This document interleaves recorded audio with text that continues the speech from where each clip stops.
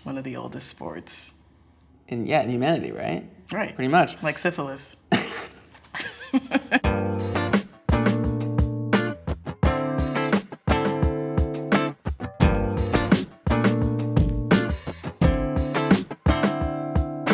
Hello, Cameron. Hi, Sam. Thank you so much for having us in your studio today and being on the show. My pleasure. Thank you for coming to New Haven. It was a fun little trip up. How are you feeling today? I feel good. I had a headache earlier, but the sun is shining and it's a beautiful April day, so.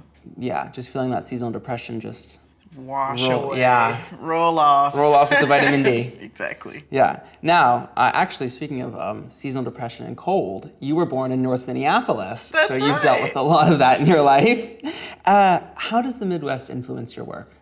Ooh, this is a good question. I mean, I think the Midwest, like you said, is cold and like kind of a hostile environment for human life. Like I think that influences like a little bit of like a brooding interiority kind of situation in my work. And also Minnesota has 10,000 lakes. So I think I'm always thinking about like water, and in the summertime, there's a lot of like natural splendor.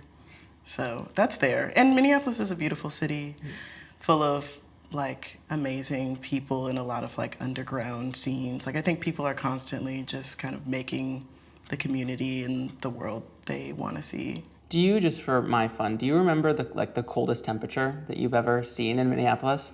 I think there were a few days where like class was canceled from school because it was so cold, and I think it was like a wind chill of negative 40 degrees Fahrenheit. I love how negative 40 is the cutoff. Yeah. In Minnesota. No, a little bit above that, they're like, nah, you're good. You're good. Get on the corner. And growing up, you attended a program called Juxtaposition. But was there an earlier art class that heavily impacted you?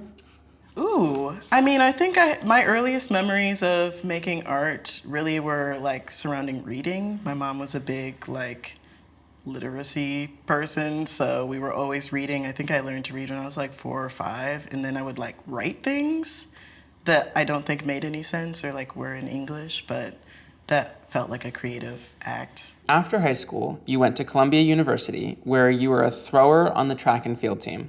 Now, on that team, you had to take press pics, and so I would love for you to tell us about the outfit in your press pic. Lord have mercy. I think I was just doing whatever the fuck. This was a beautiful Nordstrom Rack sheer top. I don't think we should show this.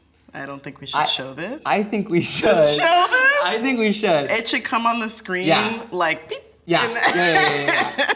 And yeah, it was a vibe. I don't know. I think I was trying to go for like professional prairie. I love the 2 pieces of hair that come down over the forehead. There was no other option. I love the blue, like the bright blue eyeshadow that is not in the correct hue value. That's right. To the pink shirt. It's beautiful. It's amazing. The floral. Come on, this is iconic. Like, it's okay. We all have those days. Some of them are just like made to last forever. Yeah. After we're done, to make you feel better, I'll show you some pictures of me from middle school. Okay. Yeah.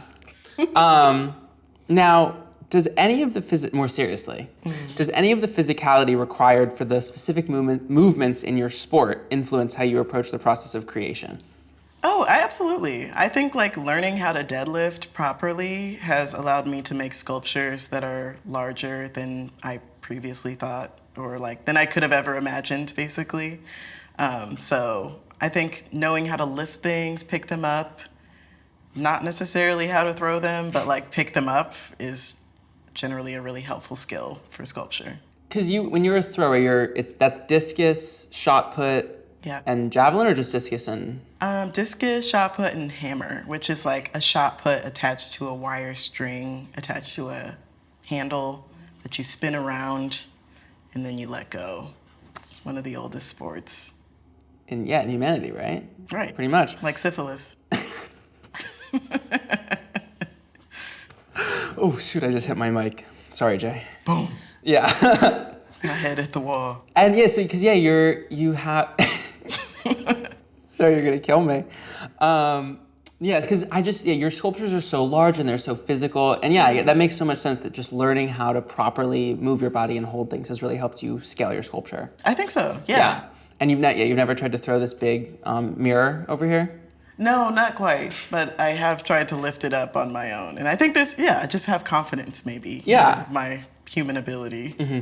And while you were there, you studied environmental science and visual art, but you had a sculptural epiphany. When did you have your sculptural epiphany about box braids?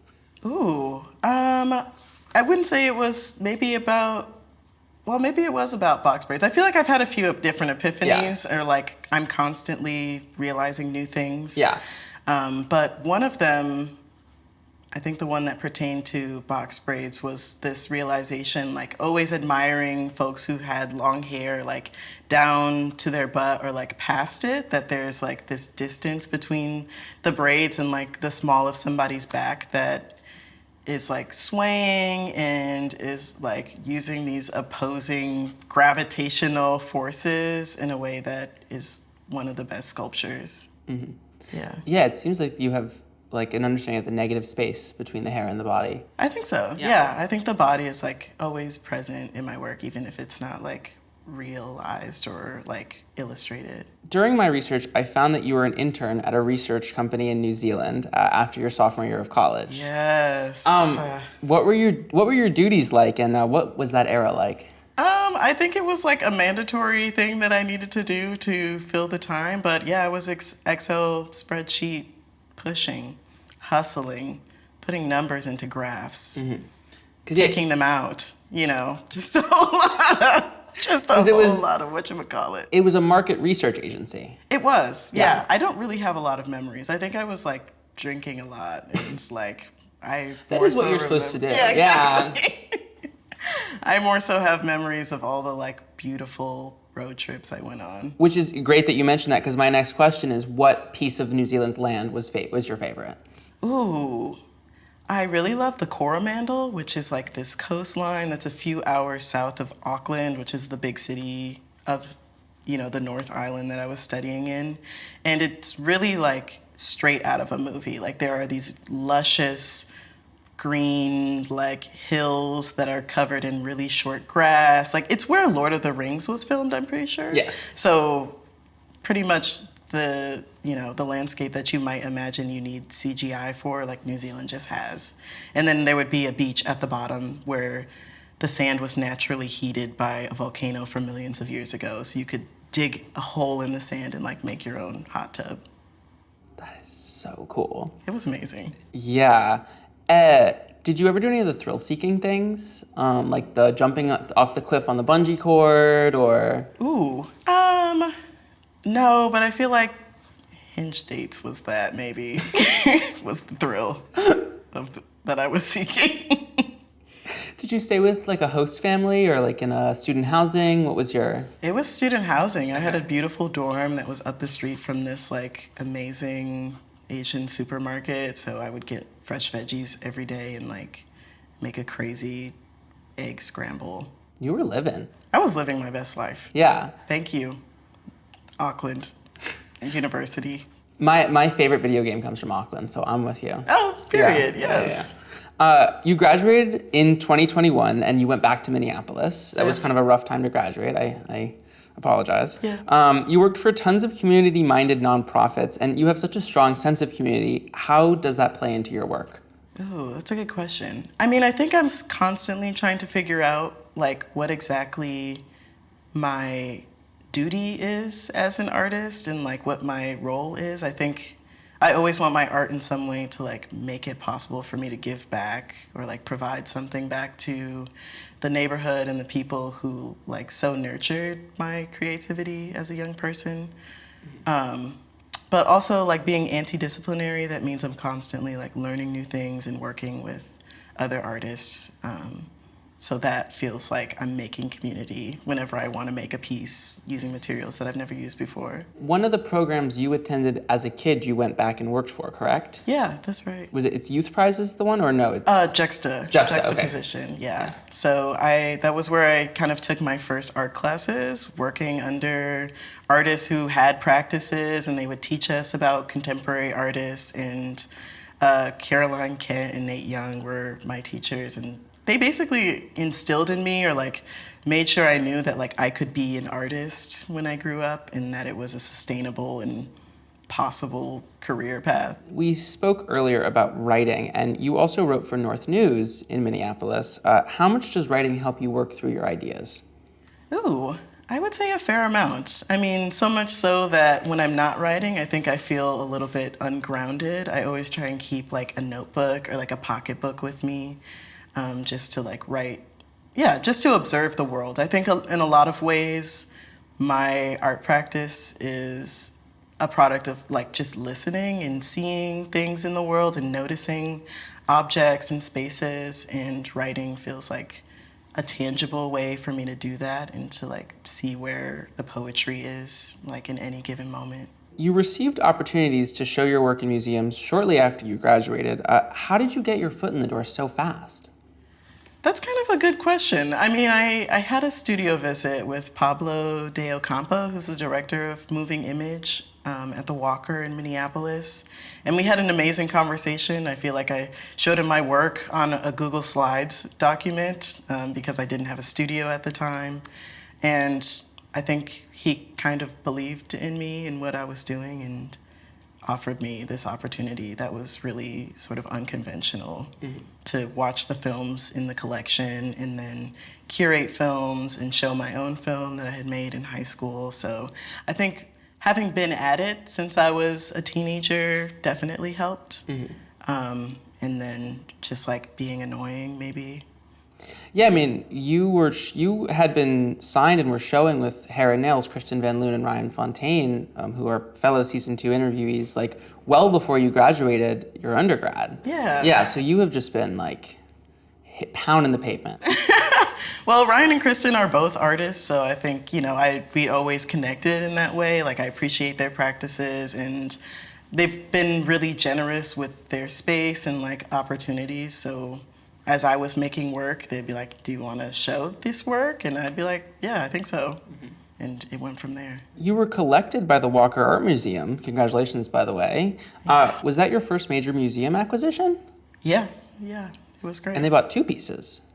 Or there's just not the at one the in the same video. time, Yeah. but yeah, there was the video that I made, Hymn of Dust, with Miles Jameson, M. Jameson, Eyes Commerce, Cooper Feline, that we shot together when we were all like 17 or so, and made this film when I was in undergrad. I would come back during like winter break, and we would work on it and just kind of take our times with this like weird experimental project until the Walker acquired that, and like I had the chance to pay all of my collaborators in a really fair way. And then I think 2 years later, they acquired this visual piece of mine that was like a screen print in front of a archive found object, kind of like fabled cabinet piece. So that's in their permanent collection now. That's amazing. And to be so young and to be collected. I mean, but you knew you were good. I didn't know it would happen like that, but like I knew some things would happen in this life.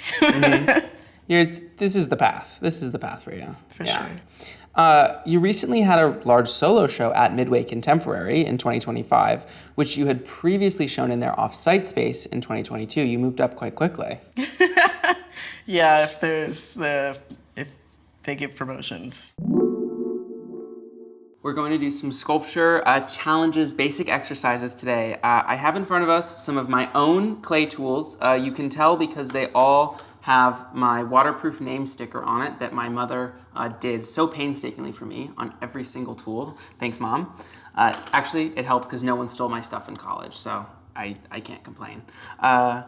We are gonna have some topics that we're going to be fed, and we're going to have 1 minute for the first round, 3 minutes for the second round, and 5 minutes for the third round to make our creations. We will compare, and you, the audience, can decide who wins in our comments, stories, wherever we put this poll. Let's do it. Cameron, are you ready? I believe so. I will pay whoever votes for me. Oh, oh my God. Yes. Ooh, it's pink. Oh my God, I bought you pink. I didn't even realize that. I thought I bought 2 white ones. All right, this is gonna give me the leg up, I believe. Yeah. Here's the knife. So what we're making today is a simple risotto. Did you ever use polymer clay when you were younger? No, I just used chairs. Just chairs? Can you expand on just using chairs as a kid? I mean, we'll look at the studio. Let's see. How much time do we have left? I'm just getting warm. I know. I still we're not allowed to know. Oh Yeah. my God! All right. What was your favorite medium as a kid? It just was chairs, or was there anything else? You know, I loved writing. I think I loved making like picture books, even if they had no meaning. Stories, perhaps. Stories. One may say that artists are telling narratives. One may say. So I'll go first on what I made. So I made a little, this is my puddle, and these are ripples in the puddle, as you can see so clearly. So my idea is like quiet, like after the initial noise of a drop, then it's quiet as the water ripples in and out. That's really beautiful and elegant. What I've created is a conceptual and self-reflexive mediation on the idea of quietude. I found myself really contemplating as I was creating this piece and experiencing a valuable amount of inner quiet. And so what I have is a concentration knob that you can look at. So while the process itself evoked silence, I also am silent. That.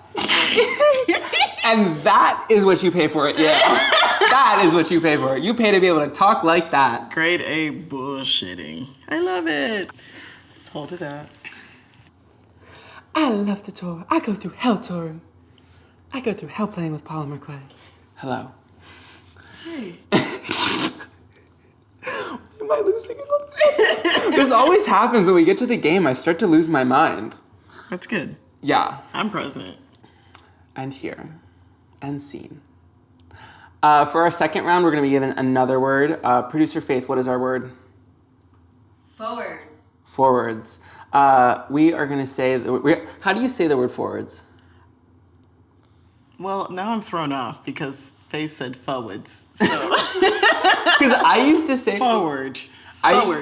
Because forwards is an East Coast thing. Because when I went to college, my friends were like, you need to put the R in there. Yeah. So, for my good Judy Greta, we are going to use the word forwards and have 3 minutes to make something that is forward. Go. Did you eat Play-Doh ever? No, I was more of a chalk enjoyer. Well, it's better for your stomach, actually. I believe Because it. chalk is, I had a Tums this morning because my tummy hurt, and that's literally just chalk. Ooh, sorry, table. Yeah, Is it- chalk is Tums. Yeah. Let's Tums is talk chalk about and it. chalk is Tums. A square is a rectangle and a rectangle is a square. No. A square is a rectangle, but a rectangle is not a square. Thank you. So sorry to my math tutor from high school for not getting that correct the first time. Takes a village. I actually should send this episode to him. He'll actually any episode really, but this one he'll be like, education. I'm so happy for you, Sam. That's not how he talks. Where would you say your style comes from?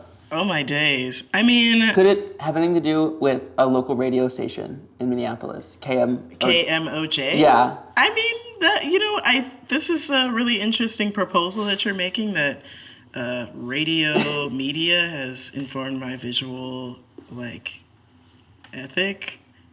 But I think, I don't know, just growing up in Minneapolis, it felt like I could sort of experiment because it's a smaller city, maybe. I love music videos.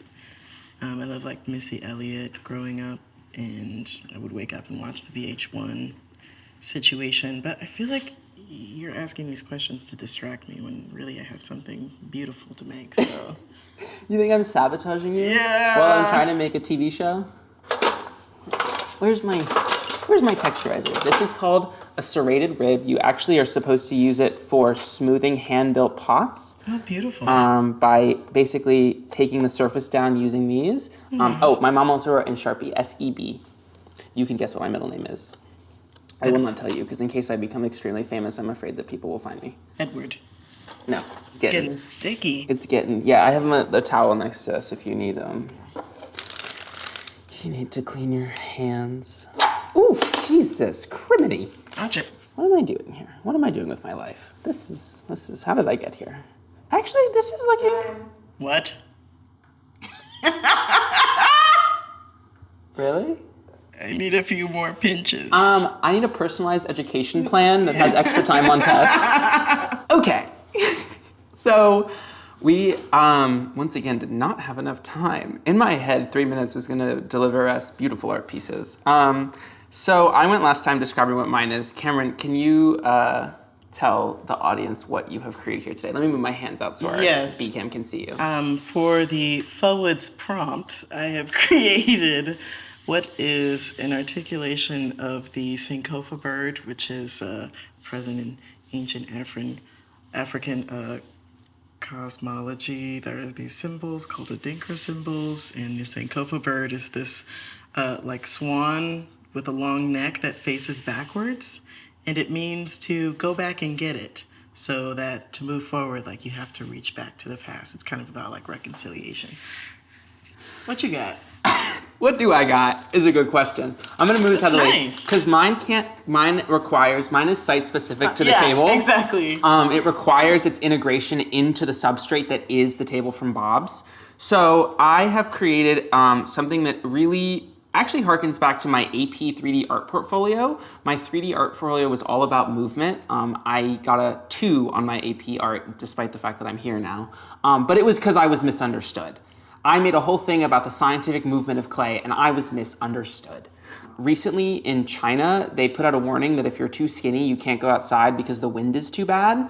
And I was not under the weight limit for that, so that really made me self-conscious. But but I was thinking about movement and like windswept forwards movement, thinking about hairography because we were talking about it earlier.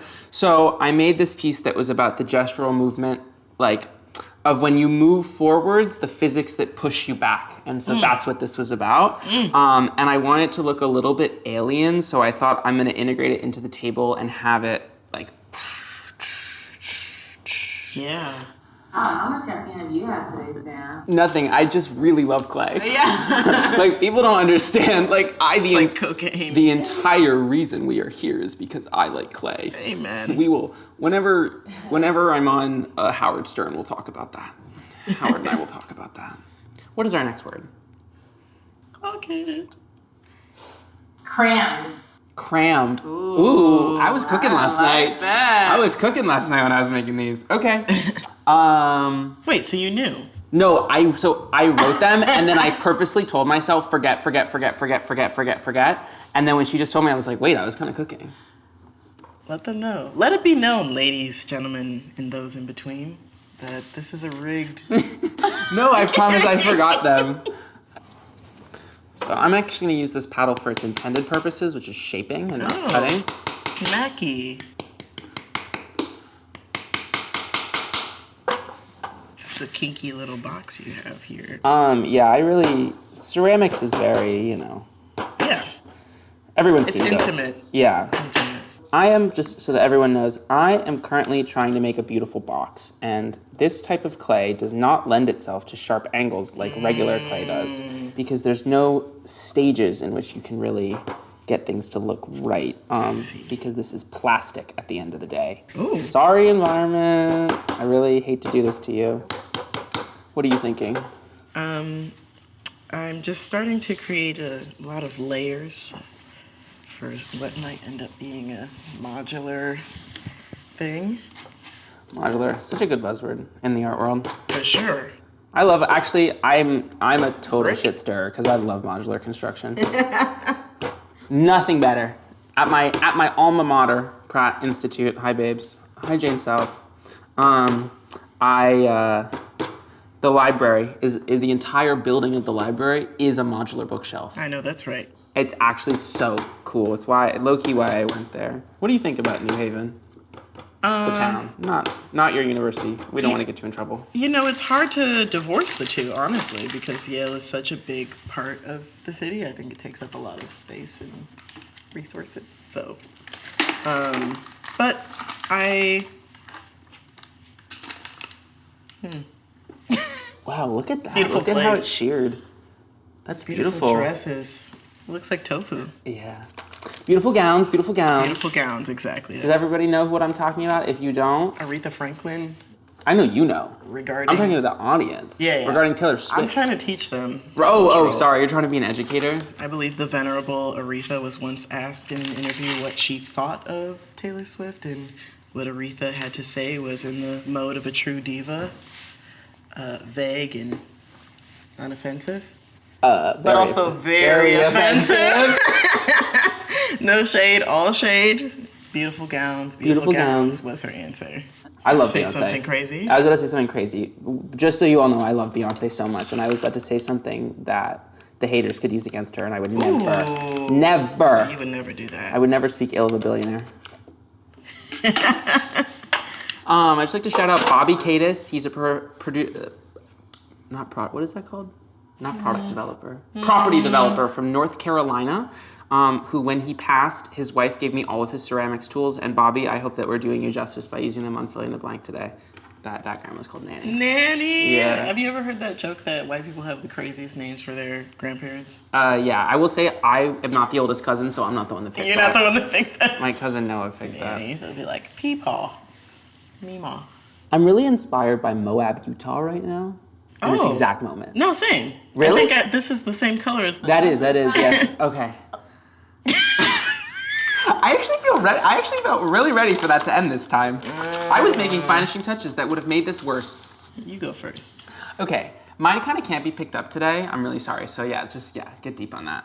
So I was inspired by Arches National Park in Moab, Utah. I was really inspired by that. The one rock that's on top of the thing that could fall at any moment, and there's always tourists under it, so we don't know which tourist is gonna die. But I was really also thinking about those memes of where it's like cave divers when they have a loving wife and family at home, and it's like them diving into a cave that is gonna kill them. So basically what I made was like two like rock faces that are like very much weathered in interesting and unique ways, and there's a form in between them. Let me actually see if I can turn this a little bit for you. There we go.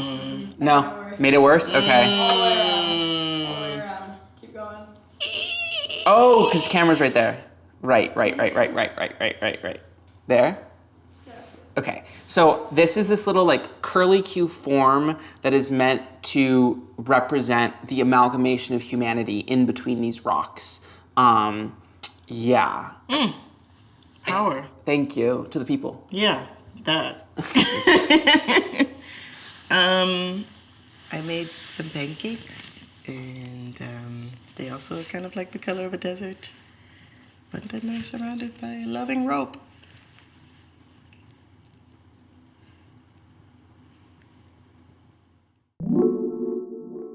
We're going to talk about this show at Midway Contemporary Art. There is so much in it. It's like pretty much features all of the works that made me want to talk to you today. Your piece, Pleaser, was sort of the centerpiece of it. Can you tell the audience about what that piece is, because they have not seen it? Yeah, for sure.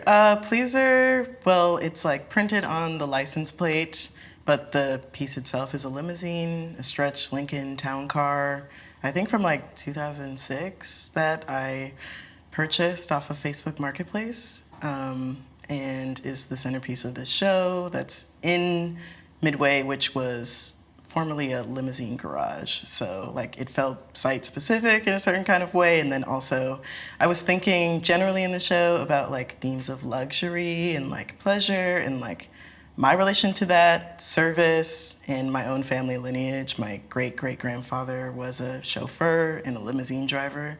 So when I was learning how to drive, I have like very vivid memories of my mom teaching me these tips and tricks for the comfortability of the riders that stem back and like connect to my lineage, like Grover's chauffeurdom. Yeah. Did you learn how to do the thing where you press on the brake pedal a lot and then you come off of it, the parabola of braking? Exactly. My dad taught me that That's too. exactly right. Okay. Yeah. My dad was never a chauffeur driver, but he was like, I want my kids to learn to drive like chauffeur drivers. I know that's right. So we learned that stuff too. I mean, being in the world now and like riding in other people's cars, you can tell the difference. Yes. I get sick when other people drive, because I'm so spoiled by my father. Exactly. Yes, no. And I'm just curious, so you purchased it off of Facebook Marketplace for quite the deal, right? Yeah, I think I got it for like $2,000 maybe. Which is crazy. Yeah. Did you drive it off the, like, did you drive it home or did you have to get a truck to pick it up and take it? We drove it. Well, actually, the really kind man who owned it before ran a party bus business and like limousine, car rental, enterprise. And so he drove it while me and my brother followed in the car to Midway, and we parked it in the parking lot, and it sat there for like 6 months at least as the show approached. And I just got to drive past it anytime I was driving past the gallery and think about what exactly I was going to do to this limousine. Mm-hmm. That limo was perfectly detailed on the outside. Did your father help you at all with his detailing business? Yes, absolutely. He was the prime detailer.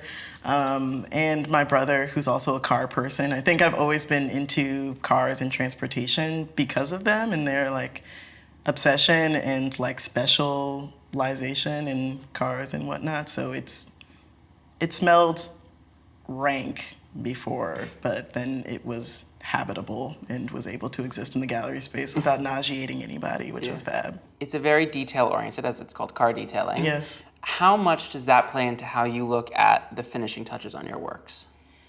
Ooh, that's a great question. I mean, it doesn't play much of a role for me personally because he, I would say, is maybe a perfectionist, and so is my mom, but I am kind of the opposite of that. Like, I'm more of a broad strokes person. If it generally looks good, I'm good. But I think I'm in school now, obviously, as you guys can tell. But I'm learning to lean into the details. And were you influenced to put the limo, like, more than just because you obviously have your grandfather. And did your dad being a limo driver as well? Because he was for a very brief time, right? Yeah, he was a limo driver for a brief time. But I didn't know that until the show had opened and he was just socializing with people at the gallery, telling them that. And I was like, oh, interesting. Okay. Yeah, because you had said your great-grandfather was. Yeah. But I thought that was a whole big family thing, No, I mean, they're into cars. It's well within the arc of his character to have done that. So I wasn't super surprised, but it was funny. And you had bagged pickles hanging on a chain outside of the car. Yeah. Is that a reference to something Midwest? Is it a reference to you selling things on your front porch as a kid? I think maybe indirectly there's something in there with that early Jonas Brothers business venture on my front porch and front stoop. But also when I was growing up, I mean, I sold pickles because I knew people would eat them. And so it was like a really popular snack in North Minneapolis. And I think in different places, but people would eat pickles and they would put a now later, which if you were to read it out is a now and later, but I always thought it was like nihilator. They would put it inside the pickle basically so that it would be like sour and sweet at the same time. So it was kind of this corner store delicacy situation. And now and later it's candy. It is candy. Okay. So it's like a sweet taffy, like Laffy Taffy, sour berry thing, and people would like cut a hole in the pickle and place it inside, and you would bite into the pickle and get like this sour. Wait, these chamoy pickle rolls have nothing on you guys. Yeah, no, I mean, art imitates life, and like love and crabs reproduce themselves constantly, so we're all the same. That's beautiful. Yeah. Is that yours or is that? I think it's this thing that like nature's constantly producing crabs. Mm-hmm. Well, carcinization. Yeah, exactly. Yes. The crabification. Yes. The crabification of the world. Yes. And somehow humans have not developed into it at this point. No, but we have made pickles. Yes. With sweet things. You have such a talent for poking fun at and referencing all of these sectors of American culture. I think we started to touch on it a little bit in the first section, but do you see yourself as an anthropologist at all? I don't think I do, but I do see myself as a listener. I was always like a shy and kind of quiet kid, so I was listening constantly to like my more boisterous family members and their like trafficking or like passing back and forth of stories and jokes and things. And I think that's something that I find beautiful in my experience, like as a child and now, and spending time with the people that I love who can really yap. So if that's anthropology, then yeah. I think it is. I mean, I think you say that you're an anti-disciplinary artist, which I do want to talk more about later, but I think anthropology is one of your many disciplines. Because you just, you notice so much. I mean, you have, in that show at Midway, you also showed a piece made of freeze pops that I love. I think I've told you a million times how much I love that piece. Thank you. Can you tell me about that piece? And it obviously wasn't just freeze pops. And did it have anything to do with the making of the Metro Transit beautification piece? Oh, I think the freeze pop piece also included pickles. So I was thinking about these like really accessible delicacies that you could get at the corner store. I mean, the part of North Minneapolis that I grew up in was very much so a food desert. So pickles would be like one of the fresh vegetables or fruits that you could get at the store. And freezy pops were one of these things that, would easily elevate a summer day. And at the end of the day, I think I appreciate that they're like just sugar and water and food coloring. So I stumbled upon a giant pallet of them at a local grocery store, like near my house, and was just sort of struck by their sculptural nature. Like they're kind of these bricks. I feel like I could, if I wanted to, like build a house out of icy pops because they're so modular, but also a little bit delicate. For the project for Metro Transit, Yeah. I was working with kids a lot, and like I did a photo shoot at the North Regional Library and invited anybody who was at the library to come join and partake in this like really fantastical photo shoot setup, and then those folks would end up on the bus stop. So I think maybe it's an elevation or just like an appreciation of the people and the things around me that like I want them to see back and like appreciate themselves. I also just, in the research, you had said in another interview that you saw the men working on the construction eating freeze pops, and that's what got them in your head. Oh, yeah. Yeah. No, I don't know about that one. Okay. I might have to debunk that. Okay. I don't remember saying that. As it's we've beautiful. established earlier, you change your mind very quickly. Yeah. So yeah, if that's no longer true, it's fine. And I hope this really doesn't come across wrong, but I feel like the freeze pops piece reminds me a lot of the gummy bear lamp from iCarly. Ooh. In like the best way. In Wait. a culturally aware gummy bear lamp. Yes, I don't remember that, but I'm into it no less. Mm-hmm. And you refer to yourself as an anti-disciplinary artist. Can you just explain where that comes from? What is an anti-disciplinary artist? Yeah, I think it was a term that I first heard when I was maybe in middle or high school, and I believe it was people at MIT describing themselves as anti-disciplinary, and I was like, this really sits well with me. For one, I've never been a very discipline-oriented person, and I've always thought skeptically about what it means to be disciplined in any given medium or material, and I would love and do think my work lays outside of discipline. I don't consider myself to be a capital S sculptor at any given time or a capital P photographer. I think really for me, anti-disciplinary means that the concept or the idea comes first and the material can follow. And can you tell us some of the areas of discipline that you exist in? There's sculpture, there's photography, but is there others that because so many people are like, oh, I'm a sculptor and photographer, but there's a lot more that makes someone an anti-disciplinary artist. Yeah, I think it's really this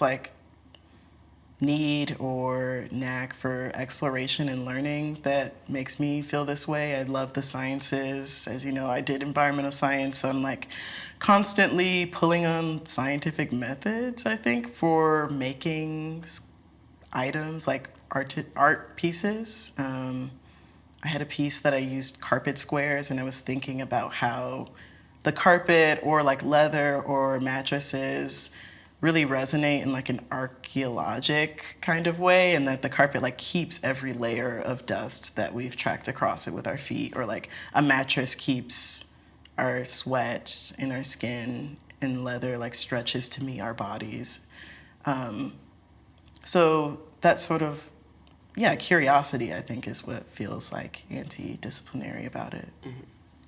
And you recently had a show in Rome at T293, where you showed wall works made of wigs. Its influences are clearly derived from Black women, but I'm really drawn to your compositions with these wigs. Like, you just so expertly use texture and color. There's the one where there's all the brown wigs and they're all straight, and the one at the bottom is wavy. Mm-hmm. Like, I'm really interested in your composition process for that. How did you decide color and texture and what you were doing with that? Yeah, I think in some ways it's like in the moment when I'm making it, and also necessity, perhaps breeding invention, that I ran out of a certain kind and needed something else to fill its space, feels really interesting to me. And when I was first making these pieces, I wanted to evoke the body without sort of like having it be overtly present. And so these wigs, as a sort of prosthetic, were a way to do that. And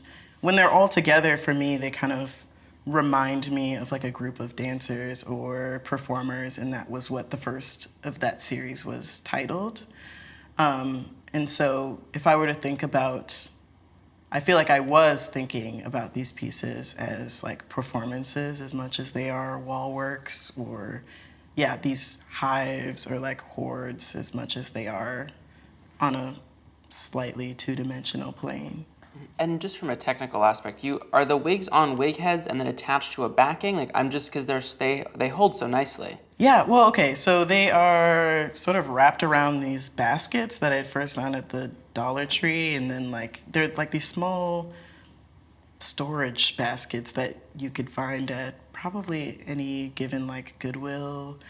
And I would use zip ties or like other kinds of like tying methods to make them taut around this form that's a semicircle-esque shape. And then I would attach those baskets then to like a metal form. The first one I used was like a grill or a fire pit cover, because it was sort of bulbous and metal and like had this mesh that I could weave through and like tie back into and make sure everything like sits almost like, yeah, it almost felt like a quilt, which I'm not mad at. I love quilts and fabrics. And you also had a work in the show titled Player's March, where you created an archway out of metal iron ring boards. This piece is so religious to me. I mean, it's this archway, and its geometry begins to look that of like a large church entrance. How much does religion play into your work? I think for better or worse, religion is like sort of ever present. My grandfather was a pastor, and we would have church like in our home sometimes, or it would be like at a physical church. But I think, yeah, whether it was religion or really just like spirituality, that's always there. I grew up in the Kojic church specifically, which is like a kind of real Black American sect of, I don't know, American Christianity or something like that. And I think within that, there was always a lot of like romanticism around God. The Kojic Church is known for creating like some of the best singers, like the Clark sisters, who are these legendary gospel singers. They're all related, and they would make these arrangements and like use their voices in ways that like echo throughout music history and like the present trends and currents in music, and yeah, just how we understand like, I don't know, ascendance in a way through sound.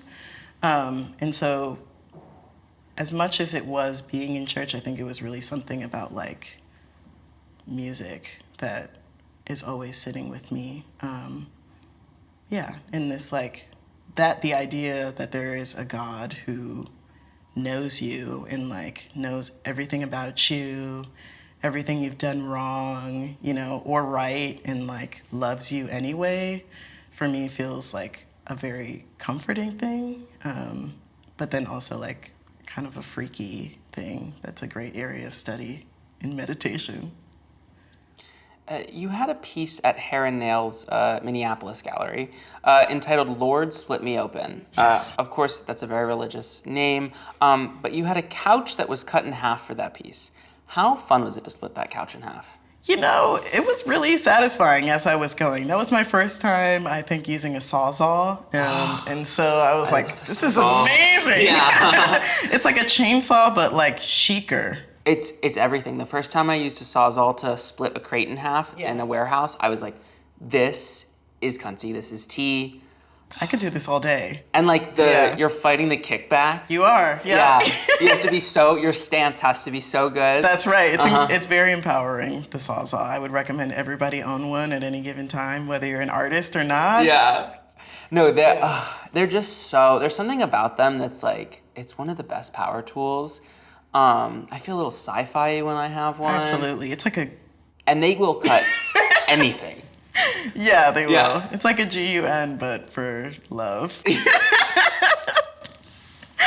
love of splitting things open, I think. Yeah, so I think there was something miraculous about cutting the couch in half, and somehow I was like brought back vaguely to these stories like in the Bible or even just the Old Testament, where folks would like, the rock would cry out, or like it would be like split and then water would come from the stone. I think I was like, in cutting the couch in half, I was maybe expecting there to be something on the other side that I couldn't have foreseen. So, and it was very satisfying when I finished it finally, like got to the end. Yeah. And did you have to do anything to keep like the fluff in? Because it's not really spilling out that much in the piece. Yeah, you know, I think I just did some grooming, some light grooming, nothing crazy. You know, I've worked with hair, so.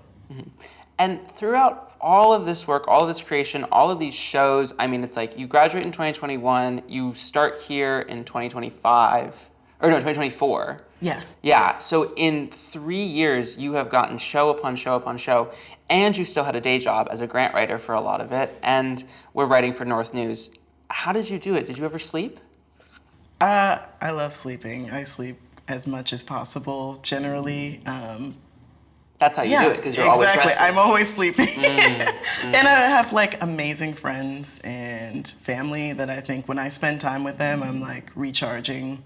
And I think that's just a beautiful thing. I'm an introvert, but there are people that I can spend time with that like it renews my energy and like will to live in a beautiful way.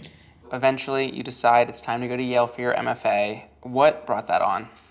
Ooh, you know, I think a lot of my sculptures or the ideas that inform the works that I've been making they feel large and sort of lofty and aspirational.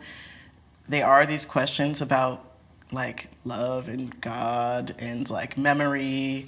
And I was and do still believe that like school is a great place to like hone these ideas in and get more crispy in my fabrication and more concise in my ideas. So. And what was the application process like?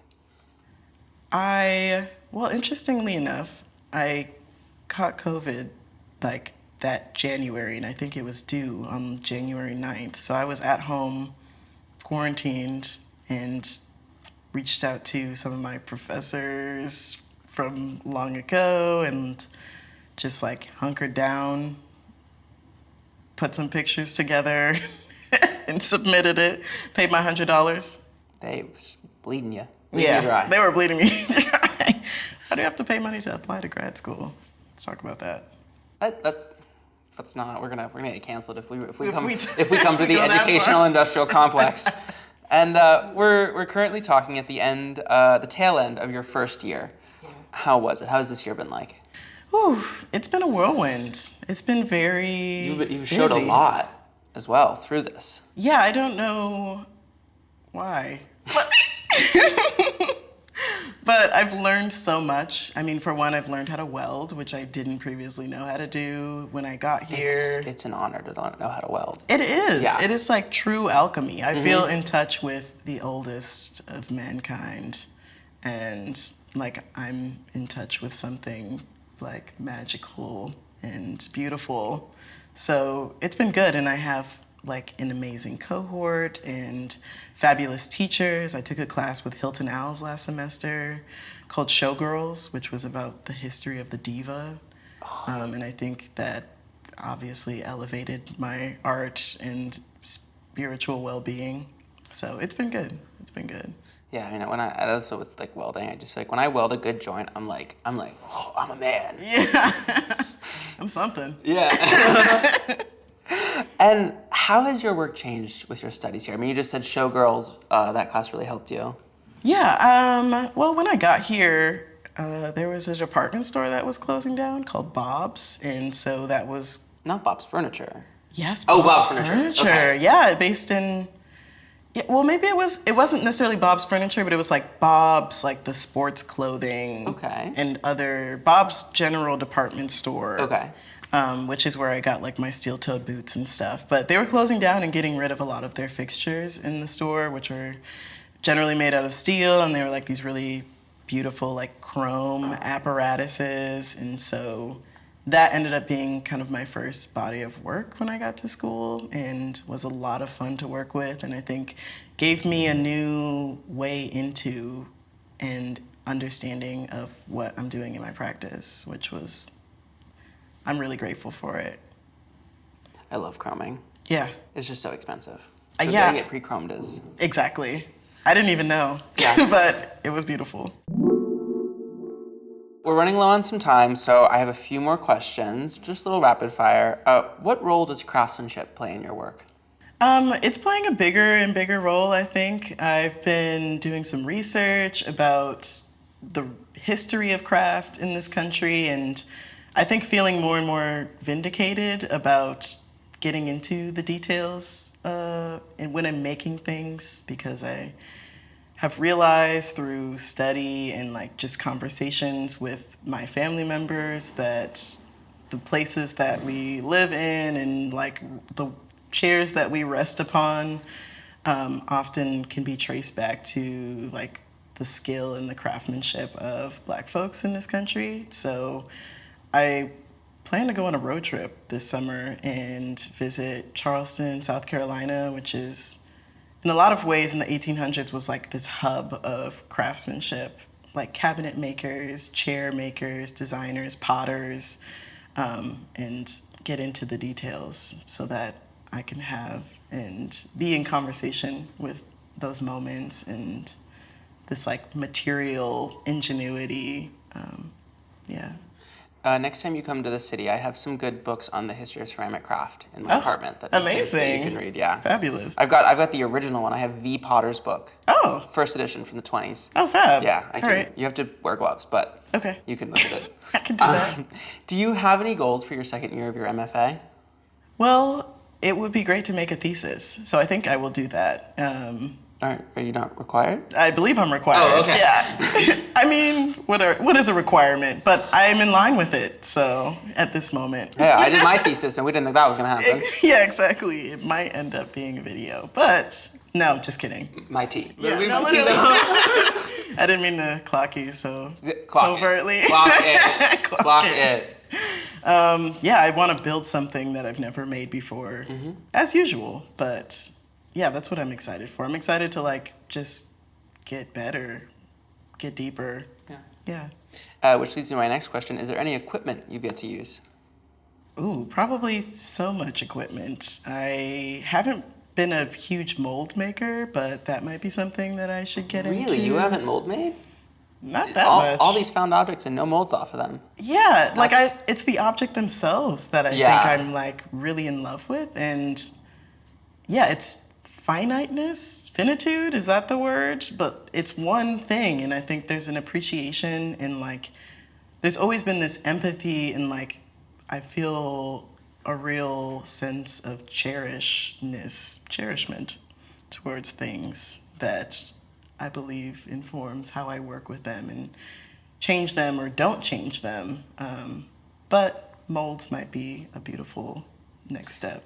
They're fun. There's like, I always, with mold making, I have more fun making the mold than making the piece that comes out That of goes the out mold. of the mold. Yeah. Well, okay, so I did do my first mold when I was pouring aluminum like 2 weeks ago, so we can look at those. Is it a lost wax or? It was sand, which was like so beautiful. I felt like I was doing an archaeological dig trying to get these ceramic doves out of the sand thing, and I ended up breaking them. Oh. Which is all right, but now I have doves that are made of metal and perhaps will last forever. What is the next thing for the I have it in bold, the anti-disciplinary artist? Oh my. What blanks do you intend to fill in the art world? Oh my. I haven't really thought about those blanks. I think it's more like just feeling fulfilled in this practice that I plan to lead for the rest of my life. I want to continue to work with other artists whose practices I admire and people who aren't artists. Like I want to continue listening to like the stories of family and friends and just being present in the world and hopefully leaving it better than I found it. So, Cameron, tell the people where they can find you online to this camera. you can find me on Instagram under my name, Cameron Patricia Downey. The handle is KillCamDow, which I don't say out loud because I made it when I was 12. It might change. And my website is CameronPDowney.com. And you can find me in real life in New Haven or Minneapolis or wherever. Or New York. Or New York. You're not hard to spot. It's like you walk in, you're like, whoa, Okay. that's an it girl. I appreciate that. Thank you all so much for joining us this week. Please comment, like, and subscribe if you're on YouTube, and if you're on Spotify, please like, comment, and follow. Follow us on Instagram at FillingTheBlankShow and TikTok at FillingTheBlank. Find us online at fillingtheblank.co. Thank you so much for joining us today, Cameron. This was lovely. Thank you. Thank you all for joining us, and bye-bye now.